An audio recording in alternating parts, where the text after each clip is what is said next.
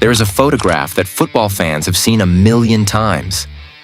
A 20-year-old Lionel Messi in Barcelona colors, bathing a 6-month-old baby for a charity calendar. The year is 2007. Nobody in that room could have known what they were holding, because that baby grew up. And now, 18 years later, he is 4 games away from doing something even Messi needed until his mid-30s to achieve. His name is Lamine Yamal. He turns 19 on the eve of the World Cup semi-final. And he might be about to carry Spain to the greatest prize in sport. But here is what nobody is talking about. Yamal has not even been good at this World Cup. Not by his standards.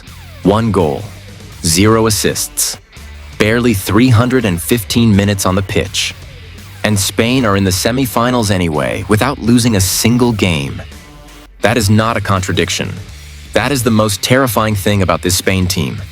And the real story starts here. Go back to the quarterfinal against Belgium. SoFi Stadium, California. Fabian Ruiz put Spain ahead in the first half, and everything was going to script. Spain had come into that match having not conceded a single goal in the entire tournament. 5 games, 0 goals against. The best defensive record of any team left in the competition.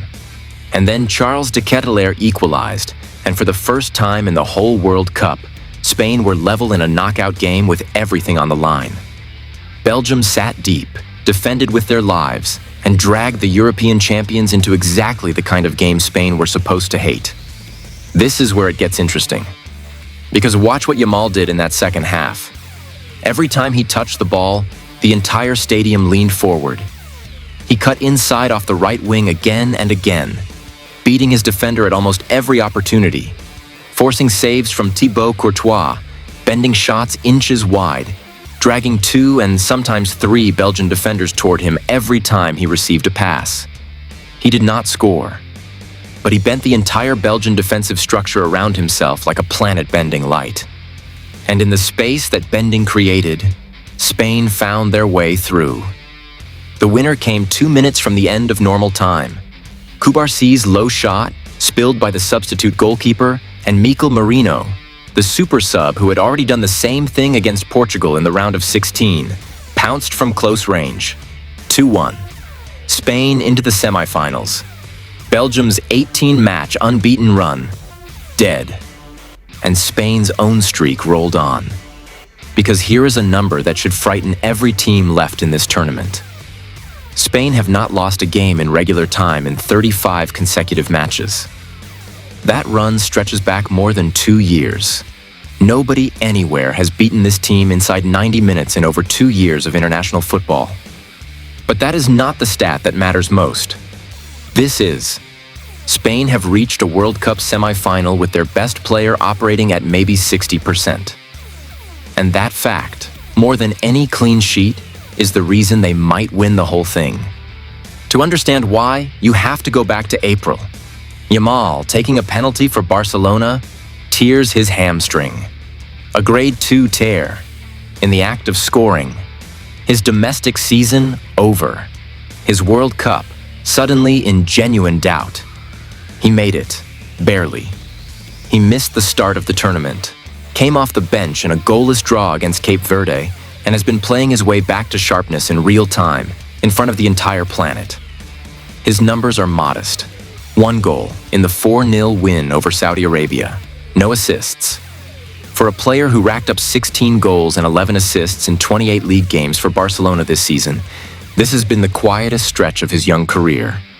Most people look at that and see a disappointment. They are reading it backwards. Because what the Belgium game showed is that the sharpness is returning at exactly the wrong moment for everyone else. Match by match, the burst is coming back, the touch is coming back, the confidence is coming back. Against Belgium, he was the most dangerous player on the pitch. The goals have not arrived yet. Every signal says they are about to. And now consider who is waiting in the semi-final. France. If you know Yamal's story, you already feel the weight of that fixture. Because the moment that announced him to the world, the goal that made him the youngest scorer in the history of the European Championship, came against France. In a semi-final. A 16-year-old, shifting the ball onto his left foot and curling an unstoppable strike into the top corner against one of the best defenses on earth. Spain won that game 2-1. They won the whole tournament. And Yamal, one day past his 17th birthday, became the youngest player ever to win a major international trophy, breaking a record that had belonged to Pelé since 1958. Now the same fixture returns, on the biggest stage that exists. Yamal turns 19 the day before the semifinal. France arrive as the most dominant team in the tournament. And the teenager who broke them once before arrives with rising form and a point to prove. This is where the story stops being about one player and becomes a collision of ideas. France win through devastating verticality, transitions, direct running, overwhelming speed. Spain win by strangling games. Rodri, Pedri, and Olmo form the most technically complete midfield at this World Cup, and Spain lead the entire tournament in possession. Their method is suffocation. You cannot counterattack a team that never gives you the ball. But here is what most people miss. Spain's control-based system is precisely what makes Yamal so devastating. All that patient circulation exists to create one thing: the moment where the ball arrives at the winger's feet, one against one, with the defense stretched and tired.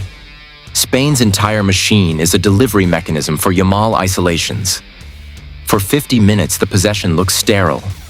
Then the defending fullback's legs go, the help defender is a half-second slow, and the best one-on-one attacker of his generation gets the matchup he has been waiting for all game. That is how Spain won the Euros. That is what nearly broke Belgium open a dozen times.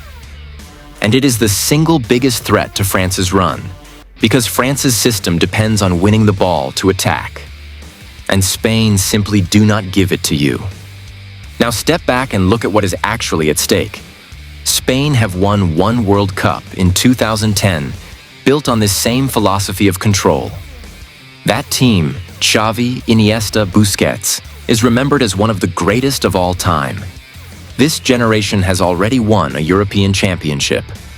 Win this tournament, and they will have done something the golden generation never managed. Hold the European and world titles at the same time, with a squad young enough to dominate for another decade. This is a beginning. And for Yamal himself, the stakes are generational in the most literal sense.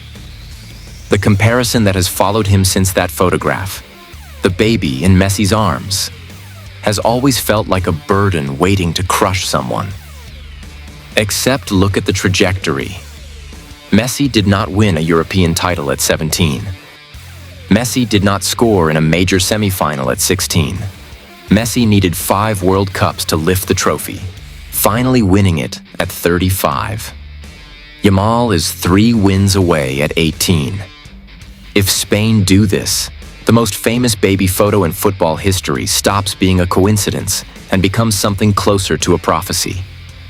The torch passing from one Barcelona great to the heir who grew up in his shadow and arrived early. There is one more thread. Spain's quarterfinal was also the end of an era on the other side. Courtois left that pitch injured and in tears in what may have been his final World Cup act. Days earlier, Spain had ended Cristiano Ronaldo's last World Cup in the round of 16. Everywhere Spain go at this tournament, the old order falls. And the team ushering the legends out is led by a kid who was literally photographed as an infant in the arms of that generation's greatest player. So here is the grand picture. A team that has not lost in 90 minutes for 35 straight games. A defense that conceded its first goal of the tournament in the quarterfinal and still won. A super sub who keeps scoring the biggest goals. A midfield that controls every match it plays. And a superstar who has not even started playing at his real level yet. The last time Lamine Yamal faced France in a semifinal, he produced one of the greatest goals in the history of international football and won the entire tournament. He was 16 then. He is better now. And if the sharpest version of him shows up this week, the question is no longer whether Spain can win the World Cup. It is whether anyone can stop a teenager from taking it.